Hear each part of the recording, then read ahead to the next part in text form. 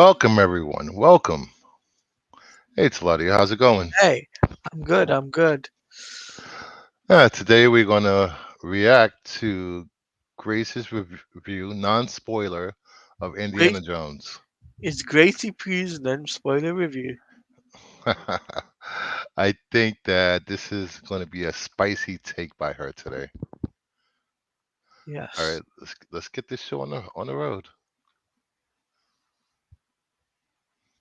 Indiana Jones and the Dial of Destiny, more like Indiana Jones and the devastating personal life. Oh, Oh boy, jeez.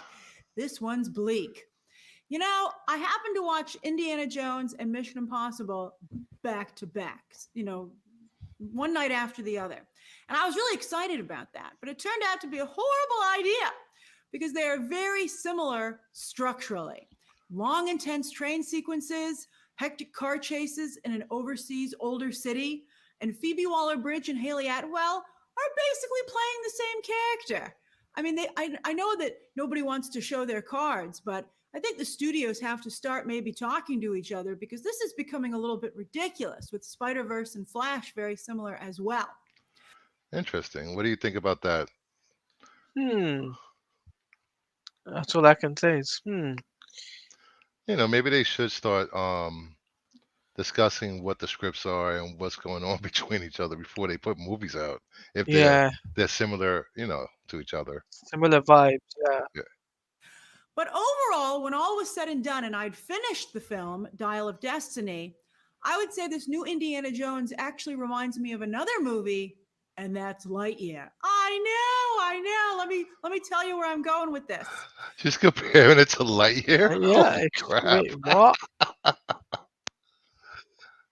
that's funny. But in that Disney has taken an upbeat, optimistic, fun character and decided to break him down, telling a bleak story of how his life did not really work out.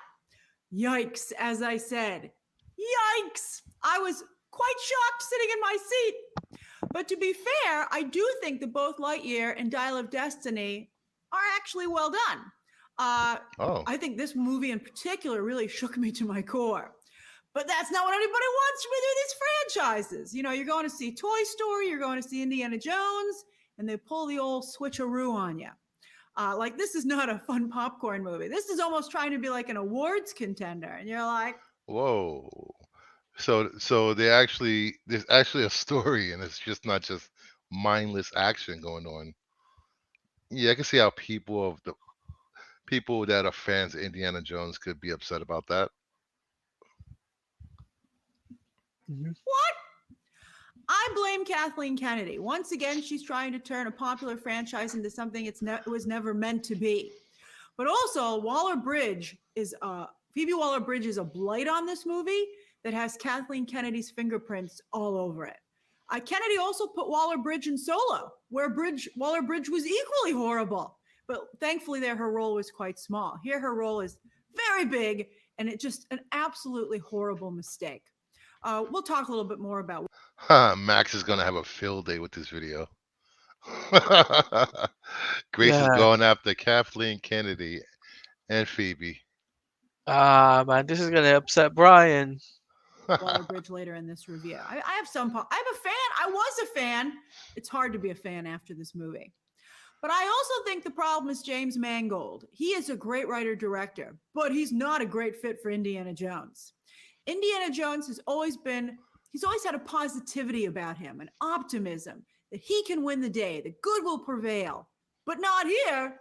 Without spoilers, I think that the best example I can give is his archaeology class. So in Last Crusade, great scene. His classroom was absolutely packed. A number of his students were crushing on him. But then here, his class is poorly attended, and the ones that have shown up have no respect for Dr. Jones or the material. You're like, why are you even here? Indiana Jones is a world famous archaeologist. He should be teaching at a university where the school and the students value him. Also, what about the lecture circuit? Why isn't he on the lecture circuit? And what about all his friends at the museum? I guess some of our friends were right that this is actually going to piss people off by him not being the adventurous type guy, even in his older age. Mhm. museums that he was giving stuff to all over the years. Doesn't he have connections there? I mean, it's almost like the movie wanted him to be totally alone rather than it made any sense that he was. I mean, they gave him a reason to be depressed, as you'll find out. So I guess that kind of worked.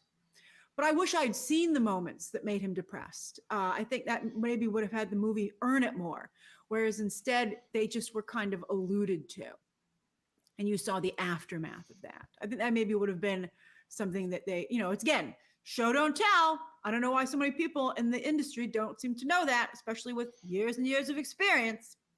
All right, so this Dr. Jones has been forgotten, as has his work and archaeology in general, especially with a new frontier that's just opened up, space, which was actually kind of clever.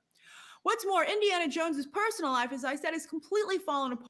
Jeez, it sounds like it's a sad state for Indiana Jones. Jeez, I'm gonna skip ahead a little to her Mango Yeah. versus Spielberg. Some of them have been quite good. As I said, I'm a fan of James Mangold's work. And his visual style, though, is very cold and distant. Whereas Steven Spielberg, who has directed all the other films in this franchise, he's all about hope and wonder with a warm and welcoming visual style. And as I said, it turns out Mangold could not have been a worse choice for this material. Although he's not off the hook either, because he, of course, delivered the disastrous Crystal Skull. This movie is better than Crystal Skull, but is it Okay, people will be happy to hear that it's better than Crystal Skull at least. Yeah, at least that there's that. I guess I agree with her takes so far. She hasn't really said anything that's too far out there. So let's continue. an Indiana Jones movie? I mean, again, just like Kathleen Kennedy, James Mangold has taken a beloved character and run in a direction that interests him personally, and not really, I think, what the fans of the franchise want. So that's a real shame, and I don't know why he was allowed to do that. Because I looked into it, and Mangold significantly rewrote this script, I think, to interest him. At least Spielberg and Harrison Ford are similar in age, and I don't think Spielberg feels his life is over, so I don't think he would apply that same feeling to the character of Indiana Jones. But we all know that Harrison Ford has turned into a huge curmudgeon. And just like he poorly influenced the fate of Han Solo, which he should not have been able to do, Ford's real life bad attitude has been allowed to seep into Indiana Jones. Whoa, she's saying Whoa. Harrison Ford got a bad attitude?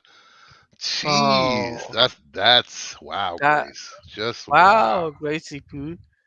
Wow. Harrison Ford has never been a writer or a director or a producer. He should not be allowed to make creative decisions on the films that he's working on. He is an actor, a very good actor, a very personable one. At least he used to be. I think he still has a little bit of that left. And he should stick to that. And he should stop this curmudgeon thing. It's not his brand. I mean, he's made it his brand, but that's why he's not as popular. Hey, welcome, Brian. Welcome. Hey, what's going on? Hey, Brian. Oh man. Let me just roll back a few seconds. What she said was insane. Right on. Here we go. On the films that he's working on. He is an actor, a very good actor, a very personable one. At least he used to be. I think he still has a little bit of that left. And he should stick to that. And he should stop this curmudgeon thing. It's not his brand. I mean, he's made it his brand, but that's why he's not as popular as he once was. We already have Clint Eastwood. We don't need two of them. There are a lot of twists and turns in this film, and one heck of an ending that's turning out to be quite divisive. I won't ruin it. So far, she said that it's better than Crystal Skull. Well, that's a low bar. But I know. yeah. And Mangold has turned this into something it should not have been. It's like they're going out for Oscars and Emmys or whatever, instead of just sticking to the franchise. Okay. Here, but I'll tell you my thoughts on it. So, in this non-spoiler review, let's discuss the film as best we can. So, a lot has been made about the opening of the film with a de-aged Harrison Ford, and it is a very extensive sequence. And the VFX are quite good, yet they didn't de-age Harrison Ford's voice, which instantly shatters the illusion anytime he opens his mouth. So, I'm surprised they didn't think to do that, because they can do, audio manipulation as well. I'm like, you only did half. I guess that makes sense. You're seeing this younger Indy, and then this grumpy old man voice comes out of his face. Yeah, that would take me out of it. The job. And also, Ford, on that note, has lost the lightness of his original performance and plays even the younger Indiana Jones as a more serious, dour, and pessimistic person. One of the greatest things about Harrison Ford as Indiana Jones were his facial expressions. And he always, again, he would kind of like be a little sarcastic, he'd be a little wry, but he was always upbeat. He always was positive. He was having fun. This Indiana Jones does not seem to be having any fun, even as a younger person. The train sequence is pretty well done, though, and I think I would have enjoyed it more if I hadn't I do love a good train sequence.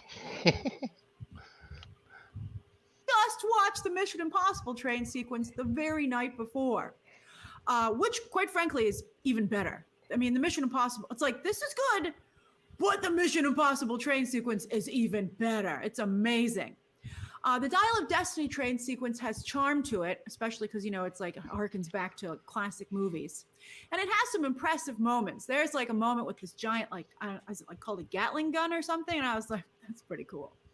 And also a greater sense of overall danger, not just for our heroes, but the world at large. Because, of course, the train sequence takes place during World War II.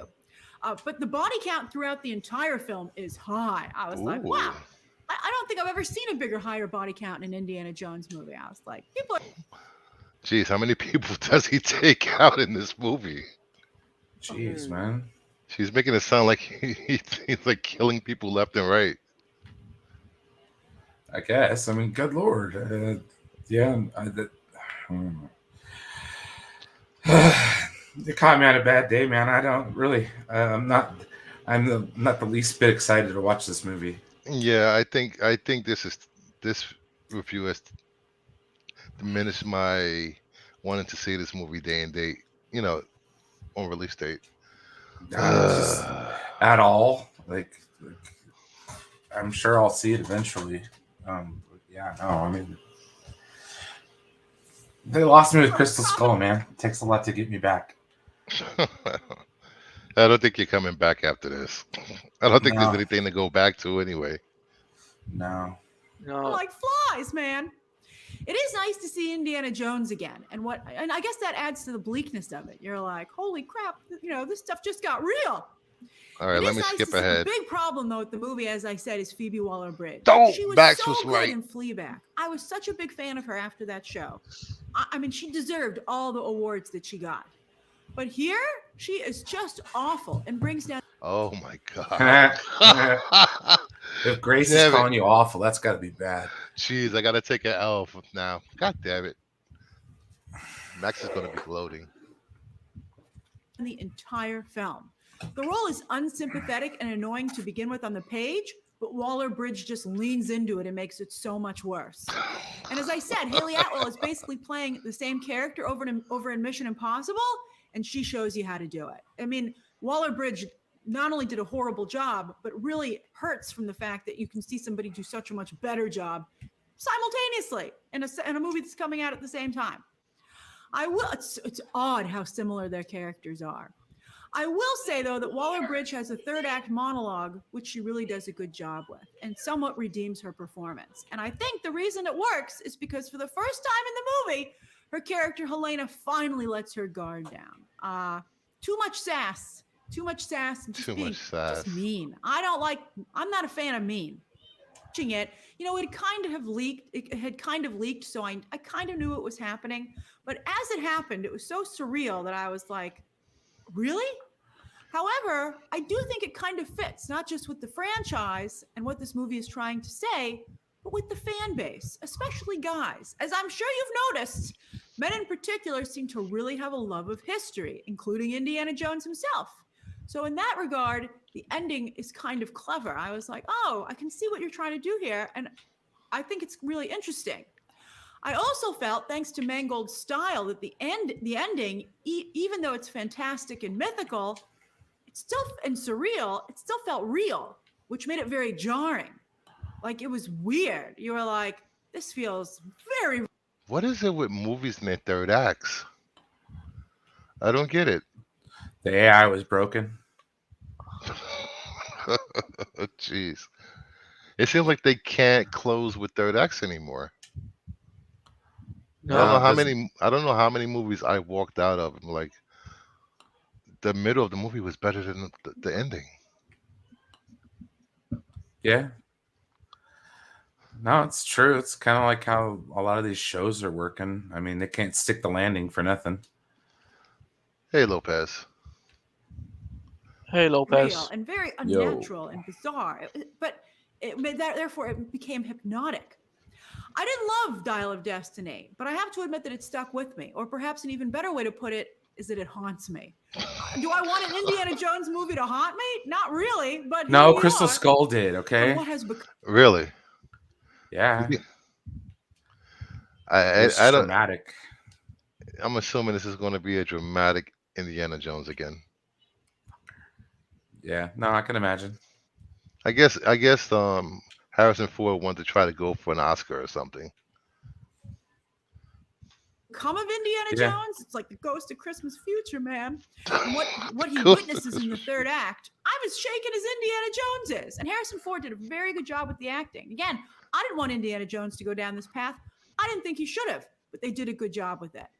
And so I have to give the movie some credit for taking me on that same emotional journey and having me have the same experience, actually. They were able to put me in Indiana Jones's shoes. And I hated it as much as he did. But as a fan of the franchise, though, I got to say, this ain't it. This was a mistake. And I really do think it's very similar to Lightyear. People are, even if you can intellectually appreciate it, I think emotionally you're going to be like, what did you do to me, man?